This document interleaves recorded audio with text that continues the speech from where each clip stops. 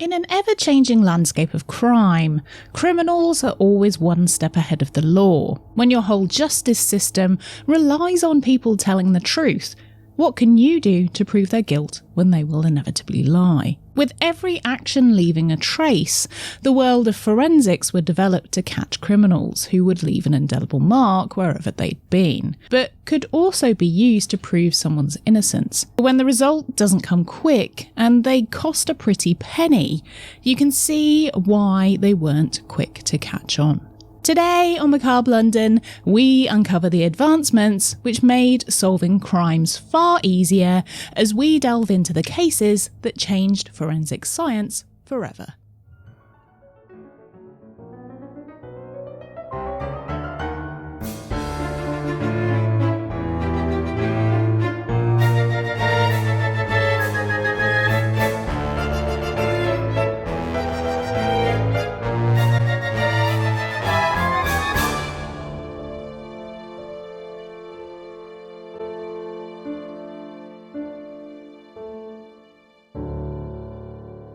Welcome back to the last episode of my Crime and Punishment in London series.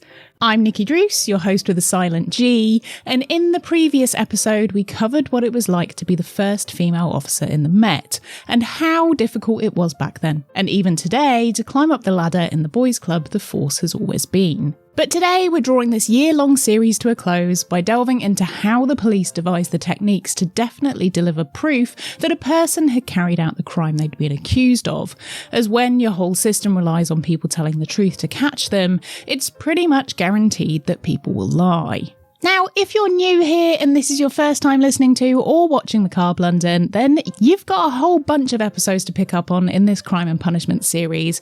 But I do make it so you can pick up with any episode as a standalone piece. So you can start here, but make sure you don't miss out on the others. If you've been here for the duration, welcome back. You get 10 gold stars, and do keep a tally, please. But it sounds like you'd really like what I do on Patreon. I have a show after the show called Pod Mortem, where I give you more about the episode I've just covered, along with my personal thoughts and theories. So head to patreon.com/Macabre London, and I'll see you there. Be sure to stay tuned to the end of the episode today as well, because I'll be revealing my Christmas series this year too, and you won't want to miss it. And just quickly, I forgot to mention that Macabre London won an Indie Podcast Award for Best Use of Video a few weeks back now, and the award has just arrived. So here it is, and if you're just listening, you'll have to head to the Macabre London YouTube channel or take a look at the video playing on Spotify right now. I'm so pleased to have won this. I really didn't expect it, and it's my first award since starting the show in 2017, so it really means the world. And thanks to each and every one of you for listening. If you've been here for years or if you're brand new, this show really would be nothing without you, and I really do truly appreciate it. But now it's time to dust off your comfiest walking boots, because we're about to go back out on the beat one last time and pick up with the final part of Crime and Punishment in the capital city.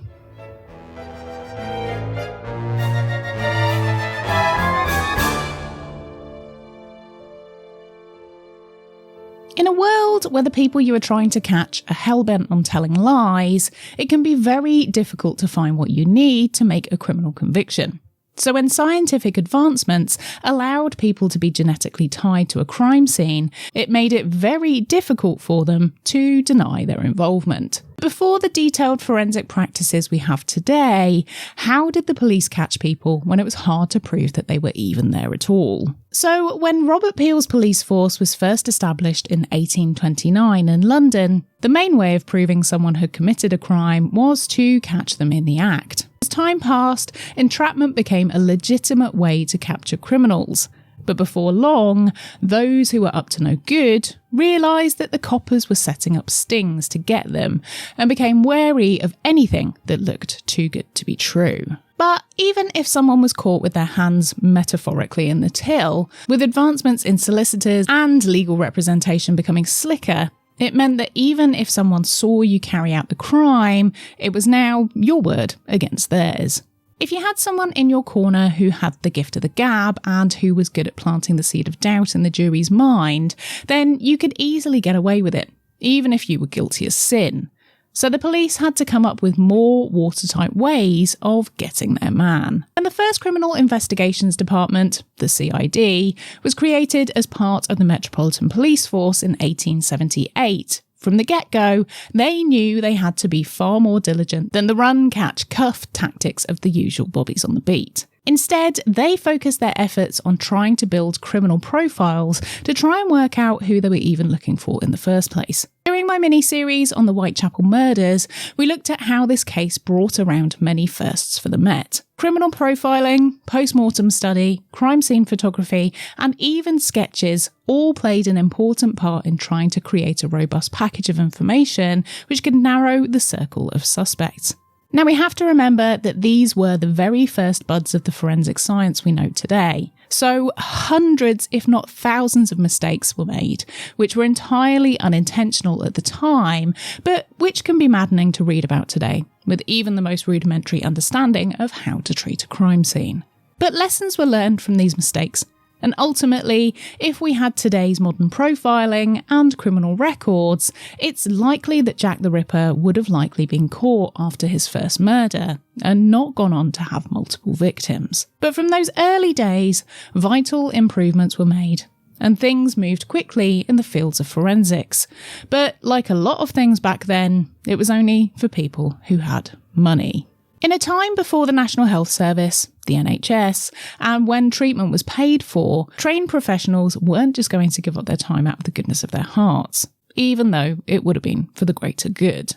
So this made things prohibitively expensive, and something the force couldn't generally afford to do every time they wanted to investigate a case. Now, this is where the difference between forensic medicine and forensic science are two important factions to highlight. Forensic medicine would be things like looking at stab wounds on a body, testing for poisons in human tissues, and working out if someone is physically able to stab themselves in the back to rule out suicide.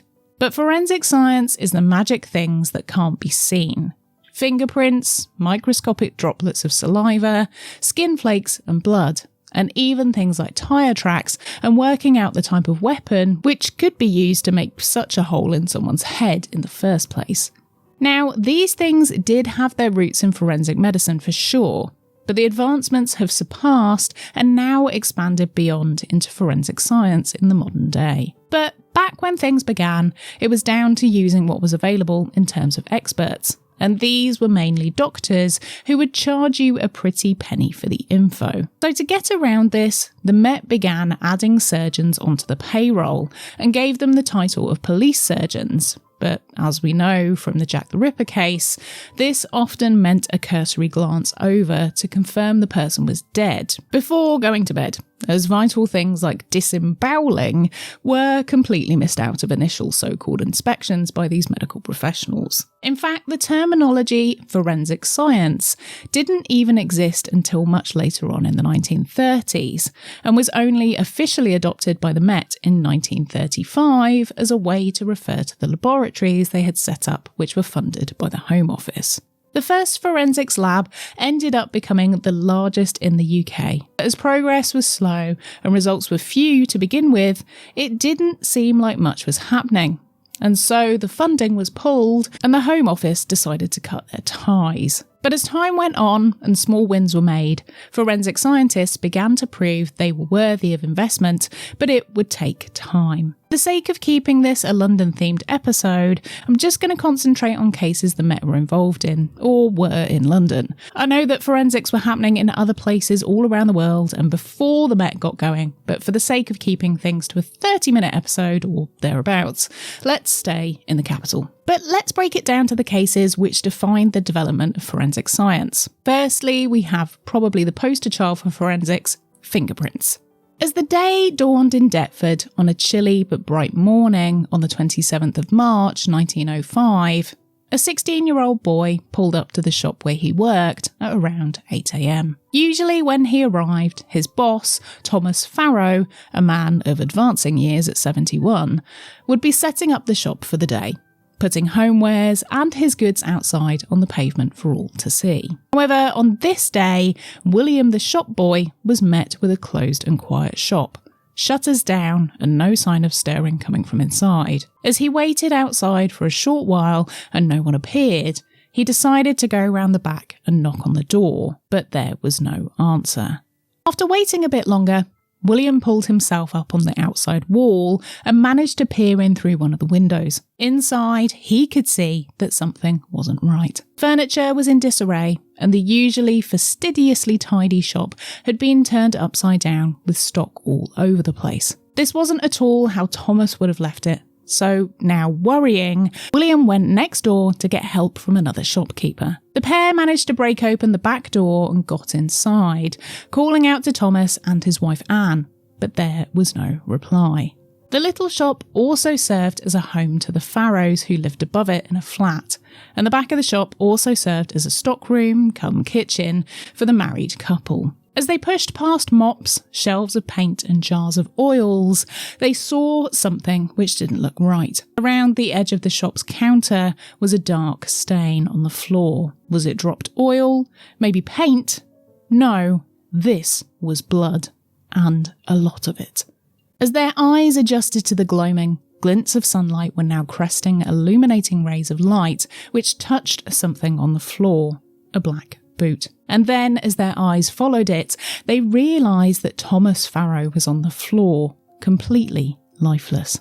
Anne, thought William, and he rushed upstairs to see where she was. He called for her, but there was no response, and so he opened the bedroom door, where he saw her fast asleep in bed. She was snoring away. William crept closer and began speaking to Anne, asking her to wake up. When he touched her to roll over, he noticed she wasn't snoring at all. She was unresponsive, but covered in blood and struggling to breathe. A doctor was called to treat 65-year-old Anne, who was taken to hospital, but she died just a few days later from her injuries. She'd been bludgeoned while sleeping, but the perpetrators hadn't quite completed the job. But luckily, she was more than likely unconscious after the first blow and remained that way up until her death. With now 2 murders to investigate, the police had a closed crime scene to work from, which would allow them to explore some new techniques they had tucked up their sleeves. Firstly, the shop had no sign of breaking and entering, which suggests Thomas Farrow either knew his killer or opened the door to them at least. Thomas's blood pools on the wooden floor showed something interesting. One initial impact, and then where he was found dead, lying in his own blood.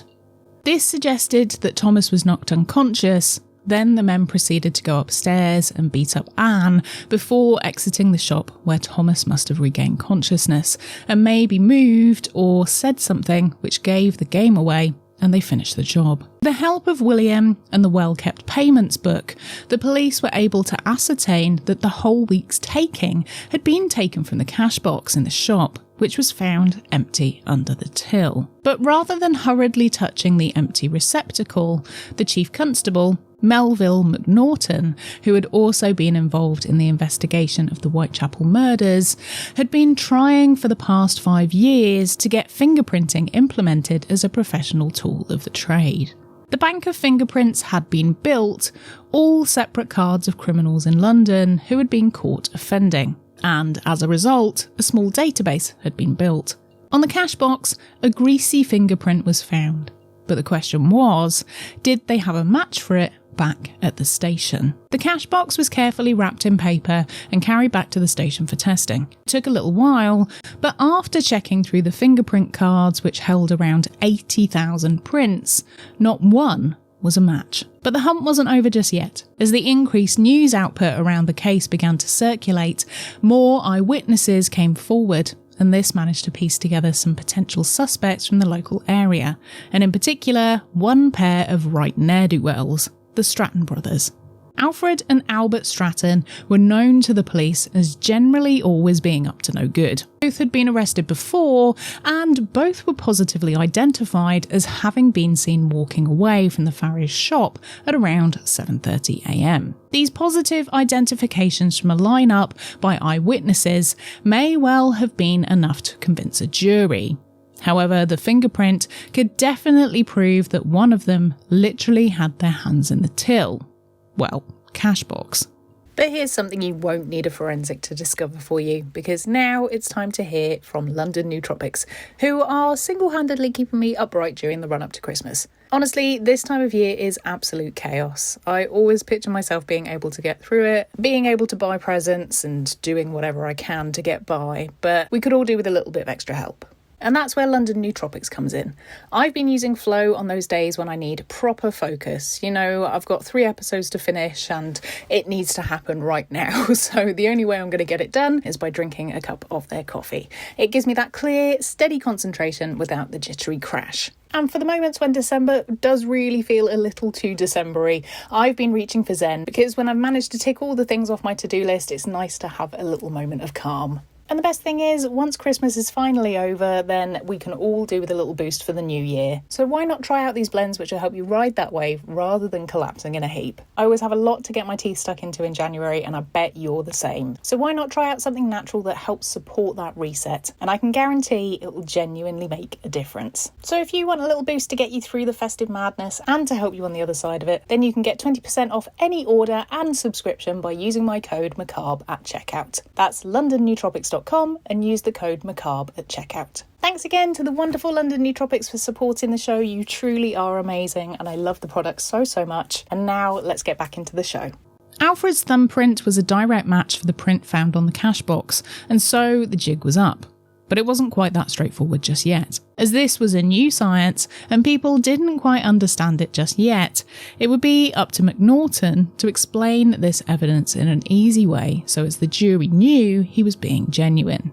They would also be up against the Stratton brothers' defence, who would be doing their best to discredit this evidence. And this wasn't just a chance to prove the brothers' guilt. It was also a way for those who would be defending future criminals, an opportunity to disprove fingerprinting as an exact science, as, after all, they didn't want their jobs to get any more difficult. And with cold hard facts, it meant they'd have to do more in their defence to get a not guilty verdict. But then came even more damning information. The jury heard the witness testimony of Albert's own girlfriend, who well and truly chucked him in it. She said he wasn't with her on the night of the crime, and he'd also asked to have a pair of her stockings, which were later found turned into makeshift masks at the scene of the crime. So the plot just kept getting thicker and thicker.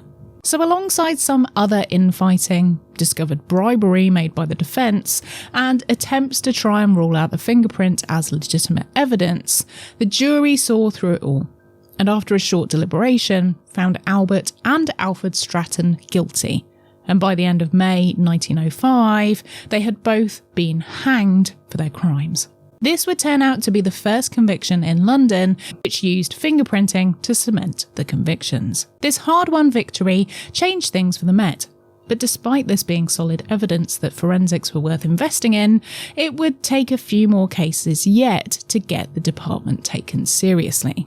In 1910, when Dr. Hawley Harvey Crippen murdered his wife Cora and buried her in the cellar, having first dismembered her and trying to decompose her tissues using quicklime, the forensic pathologists managed to use their skills to determine something very important found on a piece of flesh that was discovered, which would prove this was the missing Cora. Cora had had abdominal surgery, which left her with a significant scar, according to her medical records.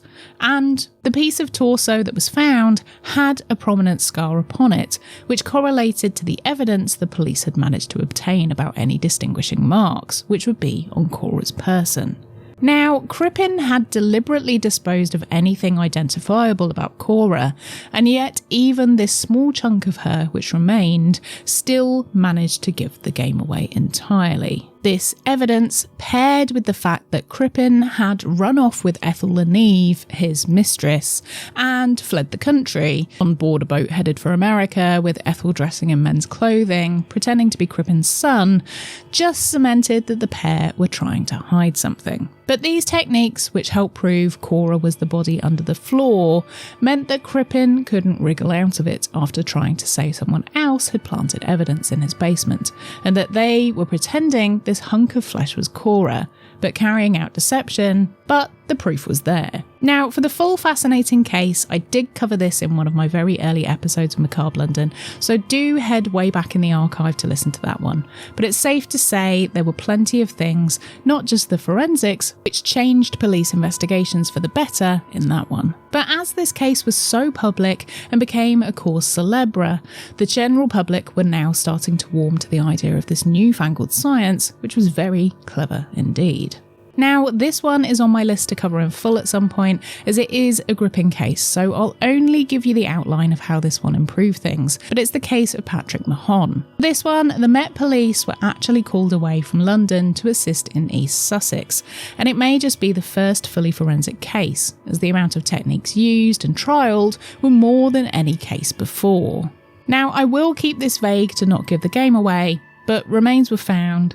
Soot and ash was sieved for bone fragments, and sections of flooring were checked piece by piece for tiny trace amounts of blood. Now, even as early as 1924, clothing fibres and materials were found and tested which linked a certain person to the scene, and microscopic samples were used to paint a picture of what exactly went down inside the home and what someone had tried to clean up. One particular defence the accused tried was that this was an accidental death, but to prove how unlikely this series of so-called events was, we see the first use of reconstruction in miniature of a crime scene. Exact replicas of all the furniture from the seaside cottage were made in miniature scale and put in the same place it had been found when the police arrived. The dimensions and situation that was posed didn't match the location of the furniture in the room, which would have been impossible to have happened with everything situated as it was. So these tiny creations allowed the forensic team to demonstrate how the alleged story was impossible in court. And this, paired with tiny fragments found at the scene, found the defendant guilty. From then on, tiny crime scenes were often created to assist with helping officers. Forensics used them just as doll houses, but in this case to recreate some very disturbing things. Now, understandably, during World War I, all resources were focused on fighting the war, and so yet again, forensics took a bit of a back seat. But when one of London's most prolific serial killers would go on to take advantage of displaced women during World War II, the Met had their work cut out for them in terms of identification. John Christie, who also went by Reg, murdered multiple women under the guise of luring them in for homemade terminations of unwanted pregnancies, which were illegal in Britain at the time. Now, we don't know entirely just how many women Reg murdered, but it's believed there were at least 8 victims, possibly more, that were never found. Now, this case can't really be summed up into just a few paragraphs, but I have covered it in full before on Macabre London in a special 2-parter. So if you want to know the whole story in full, then do please check those out if you haven't already. But safe to say, this was not an easy case to solve. So much so that it ended up in a wrongful conviction of an innocent man who paid for Christie's crimes, but had the forensic science been more advanced, a quick search of his fetid dwellings at 10 Rillington Place would have glowed like Blackpool illuminations if they'd used luminol, a chemical agent that reacts with blood, even when it's being cleaned away. The forensic science and pathology did manage to actually determine who the victims of Christie were, and to provide closure for any family members who just thought their daughters had gone missing during the war. But sadly, these revelations weren't fast enough for the wrongful conviction to be overturned, which highlighted the desperate need for input into improving forensics. If you're listening to all this and you think you'd be great at solving some crimes as well, then you're going to love today's sponsor, Wolf Escape Games. Honestly, they've become my secret weapon this December for those people that I really just don't know what to get. Because if you're anything like me, Christmas will sneak up alarmingly fast and it will be here before you know it. And if you've left it a little too late this year, then these games make the perfect gift. Wolf Escape Games have you covered. They create beautifully crafted online escape rooms you can play solo, with friends, or with your entire remote team, meaning you can have a Christmas do without wrestling your way through central London. Just log in, solve some puzzles, and you can still have a get-together without having to get out of your pyjamas. Most of their games are currently under £20 because they're on sale, and with the discount code Macabre5, you can get an extra 5% off all their sale items too. Or if you want to get a couple of titles, their bundles make them even cheaper, which is perfect if you want to give the gift of mystery instead of yet another candle. They've also just released a brand new game, Pharaoh's Tomb, which isn't in the sale, but honestly, it's worth every penny. And if you love Macabre London, which I know you do, you're really going to love this one. It's a Sherlock Holmes themed adventure that starts with a break-in at the British Museum and spirals into a missing persons case with a cursed expedition and an ancient tomb that probably should have remained politely undisturbed. It's like stepping straight into a Sherlock Holmes novel and you're not going to want to miss it. So whether you need a last-minute present, a Christmas party idea that doesn't involve forced fun, or just something that you can look forward to doing on your own once the festive fun has ended, head to Wolf Escape Games and use the code Macabre5 for your extra discount. That's wolfescapegames.com and the code Macabre5 for your extra discount. Thanks again to Wolf Escape Games, and now let's pick back up with another clue. Now, not to sound like a broken record, but again, another case I've covered in full, Dennis Nilsen, was yet another step forward in forensics. This time, the complacent Dennis, who'd gone from burying bodies in his rented garden flat to then living in a top floor flat, found he had a problem when it came to a new method of disposal. Now, Dennis was a horrifically lonely man who would keep his victims for sometimes weeks on end in his flat, but he'd eventually have to dispose of them when the smell became too much. He couldn't just bury them in the garden this time, so instead he began cutting them up and flushing them down the toilet, boiling them and chopping up the flesh and feeding it to his dog. But the fat he was discarding down the drains began to solidify. When the drains got blocked and a dyno rod engineer came to unblock them, he found what he thought was a human finger and some clumps of hair.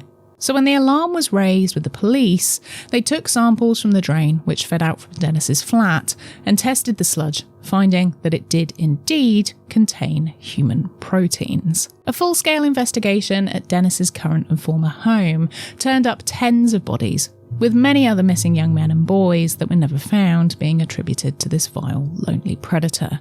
With most, if not all of these cases, it always seemed things had to get really bad before the forensics were drafted in to grab the many threads which would weave a tapestry of the twisted crimes they were trying to solve. Then, in the 1990s, a newfangled thing was devised which would change all police investigations forever: the internet. As soon as computers and the internet were adopted by the police force, it made the once painstaking and incredibly slow work happen in an instant. Fingerprints could be checked in seconds and matched to a suspect, criminal profiling could be easily shared, departments and stations, which once operated in a singular fashion, were now united. This changed things practically overnight for the police, and yet it seemed there was still a long way to go. And whilst the technology had advanced into the future, it seemed some attitudes within the force were still acting very much in the past. Luckily, the forensics would help to move past that.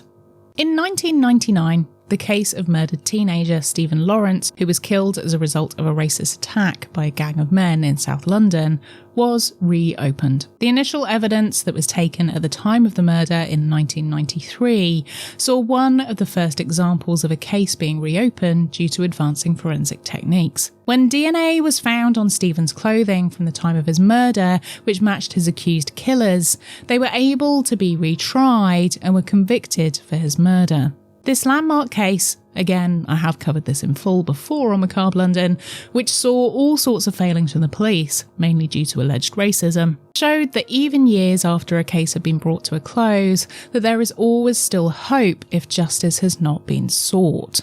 Now, you may think that forensics is just all about DNA, tiny blood drop and microscopic analysis. But what happens when a huge crime is carried out, which includes hundreds of people? Well, for that, the digital forensics have to get to work. In the case of the 7/7 bombings, which saw 4 separate attacks across 4 different locations, which killed 52 people and injured almost 800 people, the Met really had their work cut out for them. This was the largest forensic investigation carried out in the whole of the country. Pathologists and forensics were shipped in from up and down the country as a response unit to assist in helping to try and even start creating a picture of what had happened. But the main clues this time weren't in the places where the crimes happened. It was a case of piecing together the full story from fragmented digital archives. This time, laptops were seized, replica explosive and detonation devices were made by the forensics to try and recreate the items, and hours of CCTV footage was pulled from archives, watching for the perpetrators to come into view on their travel routes. Even though the bombers all died during their attacks, it was imperative to learn exactly what went on to try and prevent this from happening again. Data routes from laptops and websites were tracked, purchases for materials were logged, and profiles were created so that searches and traffic like this could be picked up on in advance, because I hate to break it to you, but your computer activity is always being monitored for national safety, even if you use a VPN. And again, from awful things grow useful lessons, as the profiling created from the 7/7 attacks helped to create realistic information banks, which helped bring down several other similar attacks in their planning stages. And the counter-terrorism unit still very much uses these lessons, but with updated technology these days, to keep preventing these things from happening. From the early days of the police force, which was focused on catching criminals in the act, the methods had to quickly change to keep up. From the early days of building a paper database of fingerprints of tens of thousands of people, through to today looking at digital footprints which span the whole globe, and even solving cold cases which are decades old. Things can only ever keep improving for the betterment of society. It just requires people to keep believing in proof, as after all, you can't argue with science.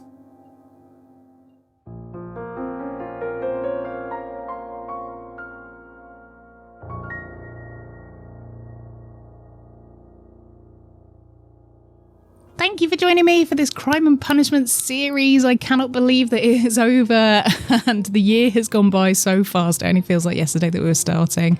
But let me know what your thoughts were about that episode on Spotify or my social media. And don't forget to leave me a 5-star review on whatever platform you're listening to this on, or a thumbs up. It really makes a difference. And if you don't have any thoughts or theories, but you've made it this far and just want to let me know you're a true part of the Ghoul Gang, then please leave me the fingerprint emoji in the comments. And if you've watched or listened to all of the episodes, please leave me 10 gold stars as well, just so I know who to award them to. Coming up next time, we'll be delving into my brand new Christmas series. It's called Crimes of Christmas Past. It'll be a few episodes throughout December, which cover specific crimes, folklore, and Victorian weirdness from London. And it's going to be nostalgic, spooky, and very Christmassy. So if you want to put the creepy in your Christmas this year, make sure to join me next time, because I can't wait for you to hear what I've been busy beavering away at. You're gonna love it. And if you want to join me for the post-episode discussion, make sure you head to Patreon for Podmortem, the new show after the show where I delve into more of my research and my theories around what's happened. And in this one, I'm also going to give a debrief of the whole series. So if you want to catch up with me, let's have a natter in the comments over there. And I may also be dropping some big hints about the series for 2026 too, which you're not going to want to miss. Oh, and you can also get early and ad-free episodes over on Patreon too. So head to patreon.com/Macabre London and I'll see you over there. Big thanks to my amazing top tier Patreon producers, Christina, Christoph, Mary, Matilda, Ravel, Sally, Sam, Sarah, Terry and Veronica, and all of our other fantastic patrons. And if you're struggling to know what to ask for this Christmas, then a gift subscription to Patreon, you can buy just up to 1 month all the way up to a year, is a really good gift. And that way you'll be getting exactly what you want for Christmas, so don't forget to add it to your list. And make sure you give London Nootropics a try, or stock yourself up before we really get into Christmas good and proper, because I know we can all do with all the help we can get at this time of year just to make it through. So head to londonnootropics.com and use the code Macabre to get 20% off any order or subscription. Head to Wolf Escape Games and use the code Macabre5 for your extra discount. Thanks again to Wolf Escape Games. All the links for everything I've mentioned is in the show notes to make it super easy for you. Thanks for joining me for another macabre tale from the city's past. I've been Nikki Druce. Remember to stay spooky, and I'll see you ghouls next time.